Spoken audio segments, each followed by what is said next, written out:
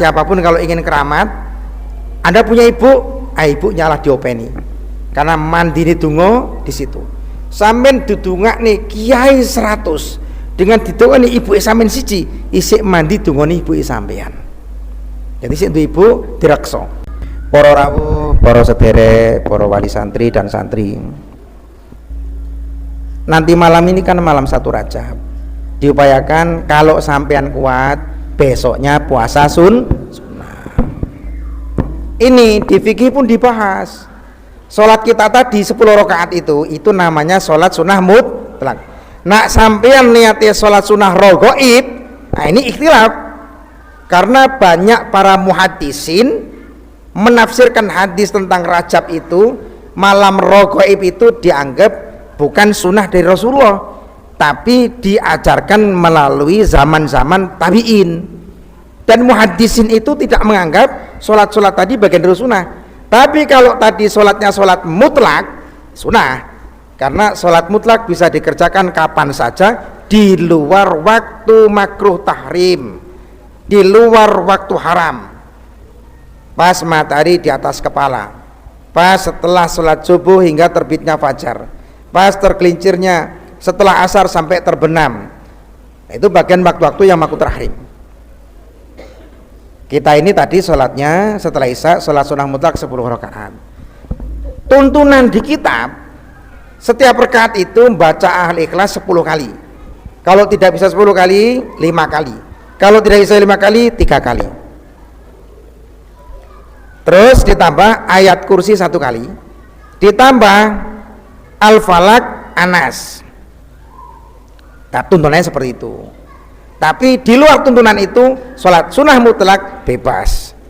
Maka ketika tadi saya niatkan sholat mutlak, maka tak campur. Ya Al-Ikhlas ini supaya tidak masuk kategori rogoib. Karena kalau rogoib 50% ulama ahli hadis, 50% para fuqaha membid'ahkan, bahkan menganggap itu bagian dari sunnah, tapi hanya istihab, hanya sunnah mandub.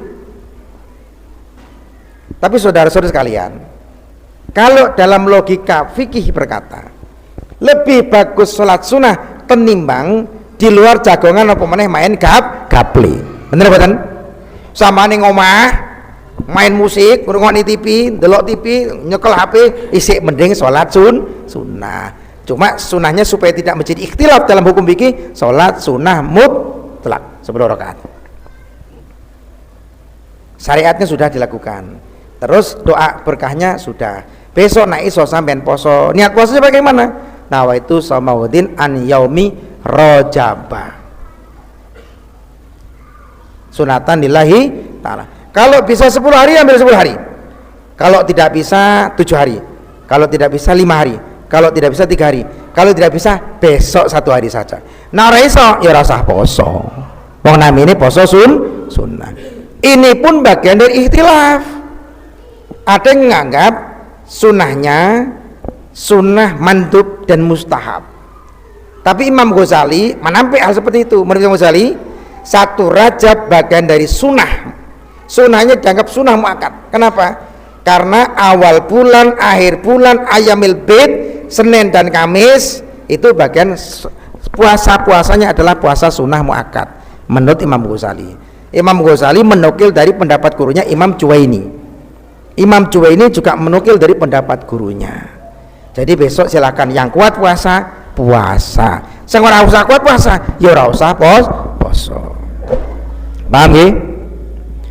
Bagaimana nanti malam? Ada amalan khusus, amalannya biasa, tidak usah mengkhususkan. Tahajud ya tahajud, nanti malam witir ya witir, nanti malam baca Quran dibaca Quran, nanti malam istighfar. Tapi baca istighfar, baca sholawat, baca subhanallah itu bagian dari sunnah. Karena dawuh kanjeng Nabi arba'u kalimatin ahabu ilallah subhanallah alhamdulillah la ilaha illallah Allahu akbar.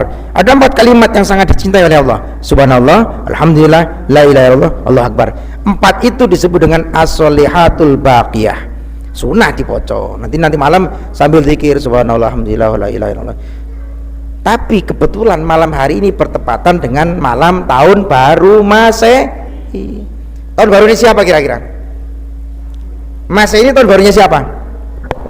Tahun baru sinten Pak Cai? Hah? Ya? Ini loh sekarang tahun barunya siapa kira-kira? Hah? Bukan. Tahun barunya PNS. Karena PNS menggunakan kalender Masehi. Gajiannya Januari, Februari, Maret, April, Mei. Kalau PNS gajiannya Muharram, Safar, Rabiul Awal, Rabiul Akhir baru. Pertanyaannya adalah, bolehkah kita merayakan tahun baru seperti ini? Boleh nggak kira-kira? Boleh nggak kira-kira Pak?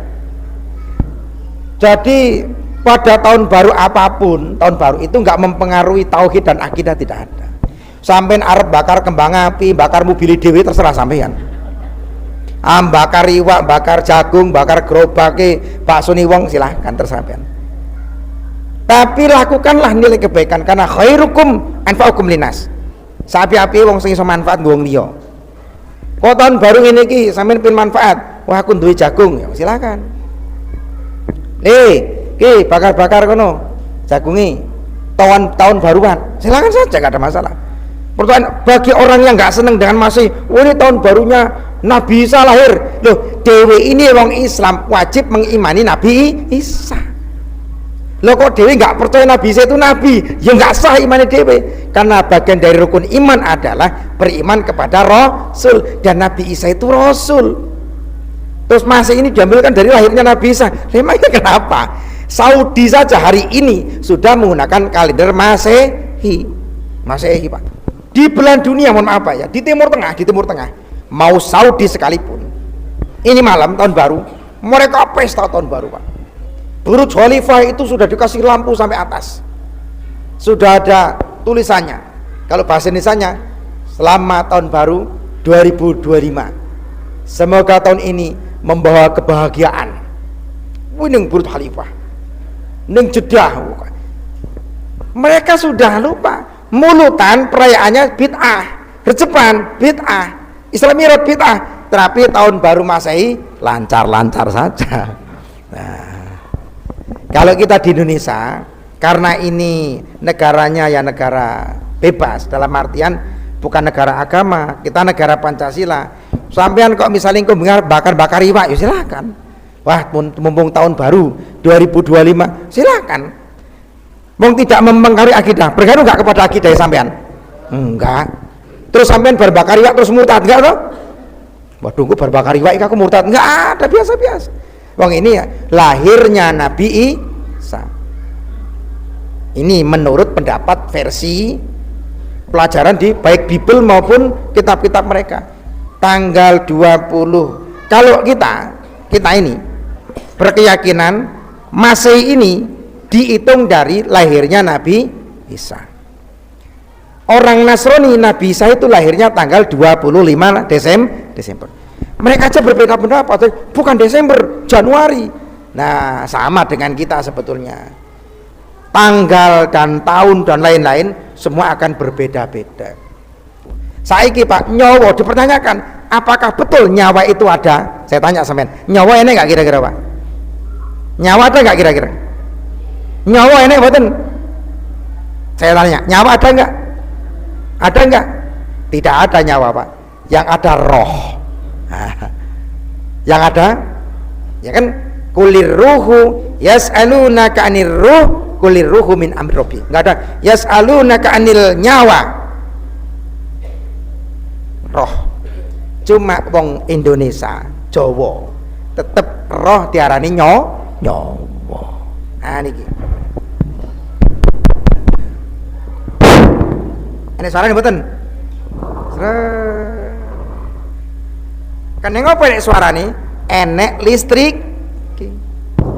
Walaupun iki gantelane emas, tapi enek listrik muni mboten? Mboten. Saiki nak golek nyawa roh pandengane HP-ne sampean. Kuotane full kuota. HP ini sengergo 20 juta, tapi orang nek baterai ra dicas nih muni mboten. Nah, apa yang perlu kita siapkan malam ini, bapak-bapak, ibu-ibu, pada nanti Lailatul Qadar Kok sampean nanti bisa menyaksikan, mungkin dengan melihat, mendeteksi, merosot, kuncinya saiki. Malam 1 Recep ini kuncinya. Nak sampean iki bengiki gelem salat sunah 10 rakaat, ini enggak ada di kitab, tidak ada. Ini kitab diwe rene, tapi ini dalam risetnya ahli spiritual. Kami meriset bertahun-tahun, kami guru-guru kami meriset bertahun-tahun.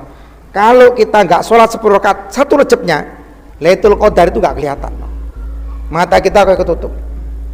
Ini kuncinya di saat ini. Sampai jangan terpengaruh oleh itu rumusnya, kalau Senin posoni Selasa poson, itu dulu riset yang dilakukan oleh Imam Hasan, kemudian Imam Ghazali. Dulu pertama kali sebelum Imam Ghazali namanya Hasan Al-Harani.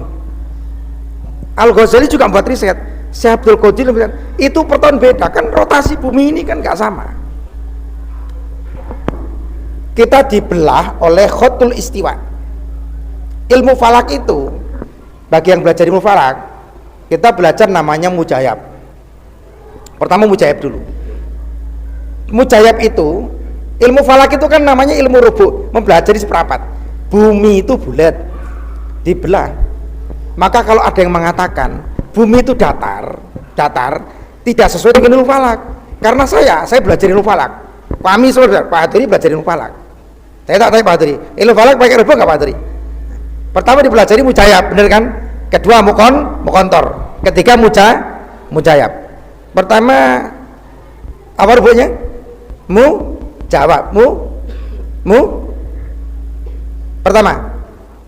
Yang pertama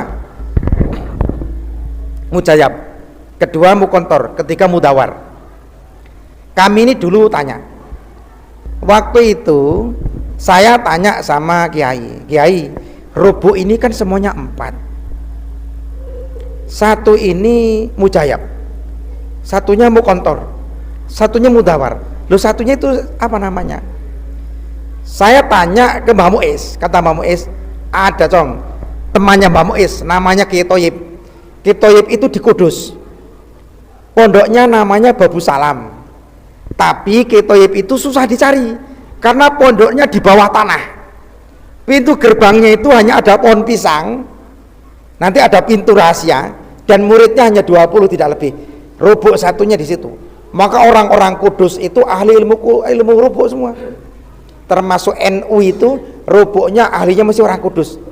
Mempelajari khotul istiwa, 1 derajat ke selatan, 1 jatuh, dan mempelajari bikin kalender, mempelajari sistem gerhana matahari gerhana bulan, letak dakikohnya, ini dipelajari semua. Bagi ilmu falak kecil Pak, bagi ilmu falak ini besok gerhana matahari tingginya sekian, kemiringan ini itu ada semua, memang ada ilmunya. Mujayab, mukontor, mudawar. Satunya tidak diajarkan karena katanya kalau satu ini hanya orang tertentu. Dulu yang mengajarkan ilmu falak pertama kali adalah Nabiullah Daniel alaihissalam.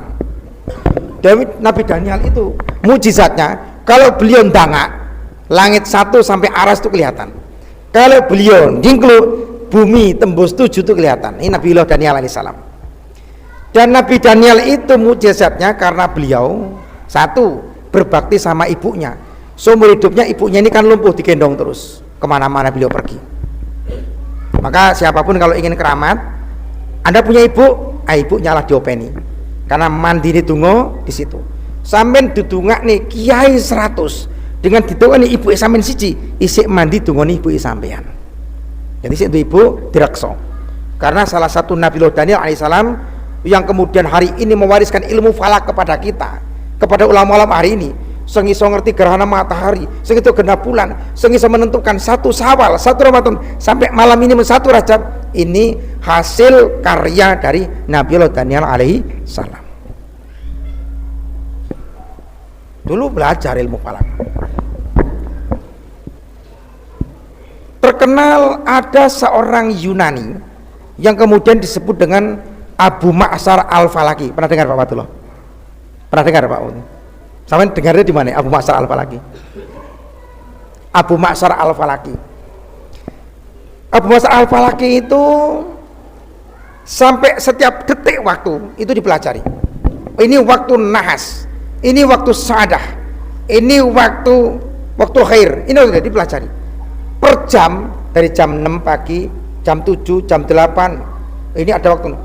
Ternyata di Jawa dari mulai yang Joyoboyo dulu, bahkan sebelumnya dari Empu Ratanca, kemudian Empu Semdok, kemudian berbagai macam, itu sudah buat tulisan bahwa oh ini neton iki, oh iki tiba iki, oh iki laku ini. Sama Pak, kalau kita sama-sama belajar falak, salut orang-orang Jawa dulu ahli ilmu falak luar biasa. Iki Jumat Kliwon, nak sing wedok padha Jumat Kliwon iki kerah gelutan, ora tentrem, golek rezekine angel, anake engko tiba meriang-meriangan kudu ramal. Nah, dhewe bagi sing belajar fikih tahayul, ora percaya bid'ah. Fikih memang akan tidak pernah ketemu kalau dibandingkan dengan ilmu falak, gak akan ketemu fikih. Karena ilmu falak seperti ilmu nujum. Ilmu fikih adalah ilmu dua, al fikhu ilmani. Jadi al ilmu ilmani, ilmu itu ada dua, ilmu fikih lil adyan wa ilmu tib lil abdan. Ilmu itu kalau Imam Ghazali termasuk ulama sebelumnya ada dua, ilmu fikih untuk agama, ilmu tib kedokteran untuk badan. Maka santri-santri belajar ilmu fikih dan belajar ilmu tib. Santri kudu ngerti fikih, kudu ngerti ilmu pengobatan, karena dua ini. Dan ini makolahnya Imam Syafi'i, dinukil oleh Imam Ghazali, dinukil oleh Abu Ma'syar Al-Fakir aja nukil itu. Ada dua macam, ilmu agama dan ilmu tib. Maka santri-santri kudu iso ilmu pengobatan.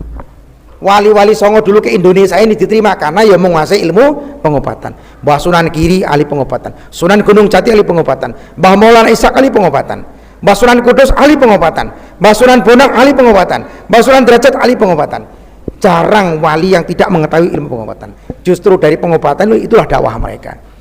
Jadi santri-santri diajari pengobatan. Kalau ada pondok ngajarkan pengobatan, fik jelas ini mesti sanadnya ke para wali songo.